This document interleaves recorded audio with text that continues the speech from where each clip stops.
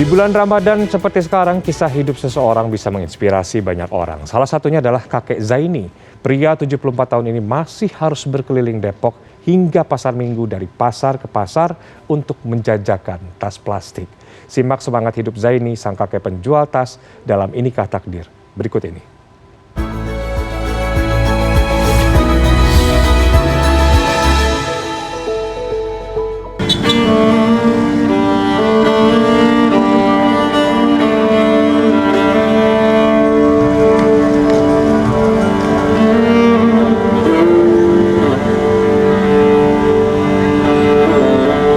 Kunci hidup kita ini begitulah, kita harus bersyukur, menerima apa adanya, ya.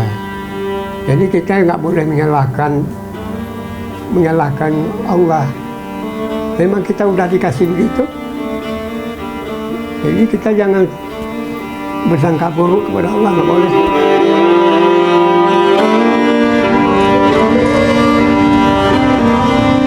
Di sekitar lampu merah dekat stasiun Pasar Minggu, Jakarta Selatan inilah Dahmur Muhammad Zaini menjajakan tas plastik. Kakek 74 tahun ini hampir setiap hari terlihat berada di titik yang sama sejak pagi hingga sore. Ia sabar menunggu satu atau dua orang dari keramaian pasar yang akan menawar dagangannya. Tak jarang, ia akhirnya berjalan menyusuri tiap sudut pasar meski sambil tertatih lantaran belum ada juga yang menawar dagangannya.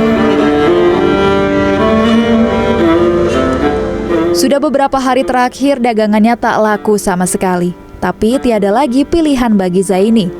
Berbagai usaha pernah ia jajal, namun selalu terkendala dengan modal.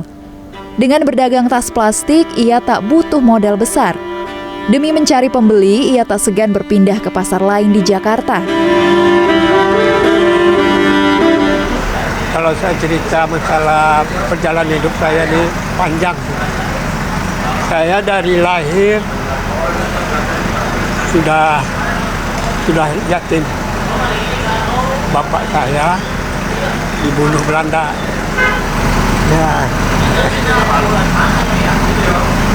Aduh. Ya.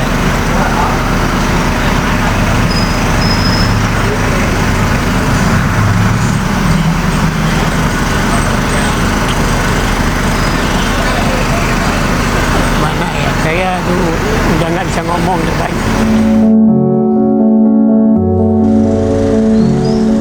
Tubuhnya sudah renta, namun semangatnya tidak.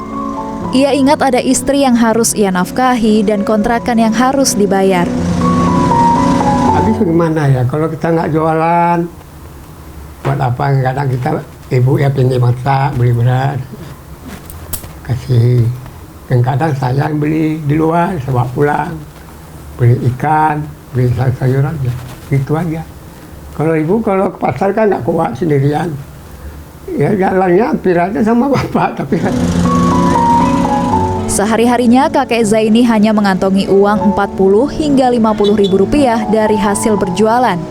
20 ribu rupiah harus ia sisihkan per hari untuk membayar kontrakan sebesar 600 ribu rupiah per bulan. Masalah baru muncul apabila dagangannya sama sekali tak laku. Bukan untung, malah buntung. Karena ia perlu biaya transportasi untuk pulang dan pergi kerja sebesar 10 ribu rupiah. Ya habis bagaimana ya. Dari sini rumah kontrak, sewa 600 sebulan. Nah, belum makan biaya harian. Ya, itu. Kepinginnya pulang ke kampung, tapi di kampung itu apa? Kerja saya nggak punya apa-apa. Pria asal Padang, Sumatera Barat ini harus memakai tongkat untuk membantunya berjalan. Banyak sakit yang ia derita sehingga tubuhnya tak lagi seimbang. Ia kerap jatuh jika terlalu lama berjalan atau saat lelah. Sering jatuh ya. Kalau senggol aja, kalau kesandung aja ya udah. Jatuh ke depan. Jadi kalau lagi duduk di sini ya, ini badannya belakangnya jatuh langsung. Kadang saya naik angkot dinaikin, kalau turun angkot turunin. Zaini tinggal bersama istri tercinta yang sudah menjadi teman hidup sejak tahun 1956. Nenek Asni sebenarnya tidak tega melihat suaminya masih tetap bekerja meski kondisi tubuhnya lemah. Namun tak ada lagi pilihan. Keduanya tak ingin merepotkan kelima putrinya yang telah berkeluarga. Zaini tak punya alasan lebih kuat untuk tidak melanjutkan profesi yang sudah ia jalani sejak tahun 2006. Di Kampung Palsi Gunung Cimanggis, Depok, Jawa Barat inilah keduanya tinggal. Sebagai ibu, perempuan 67 tahun ini ingin terus semampunya mencurahkan cintanya kepada sang anak dengan merawat sang cucu saat orang tuanya bekerja. Inilah kegiatan yang dapat mengalihkannya dari rasa khawatir akan kondisi sang suami yang hampir setiap hari pergi jauh mencari nafkah. Selagi halal, sang istri akan terus mendukungnya meski tidak mudah dijalani.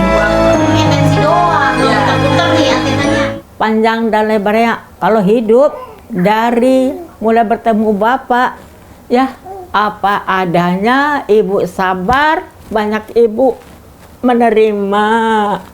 Ya seadanya, ini ada anak 5, bagaimana cara anak makan ya?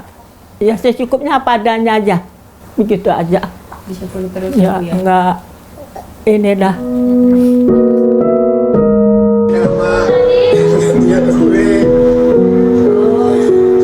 Kakek Zaini memiliki harapan punya kios agar dirinya tak perlu berdagang jauh-jauh sehingga sisa hidupnya bisa dinikmati di rumah.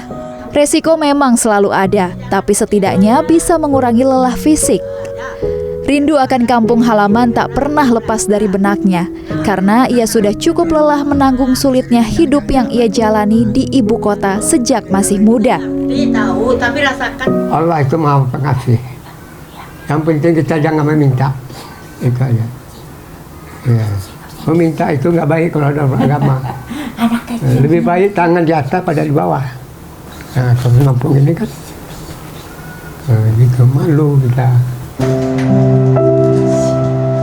Terlepas dari kekurangan, bersyukur adalah kunci hidup yang Zaini pegang teguh. Jalan hidupnya tak pernah mulus, namun tetap ia terima dengan hati lapang. Tidak pernah terfikir dirinya untuk menyalahkan siapapun. Hatinya menganggap inilah takdir agar tetap lega menjalani hidup.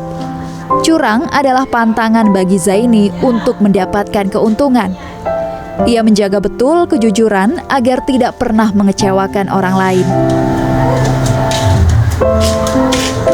Putih Fanfudi, Evan Askam, Jakarta.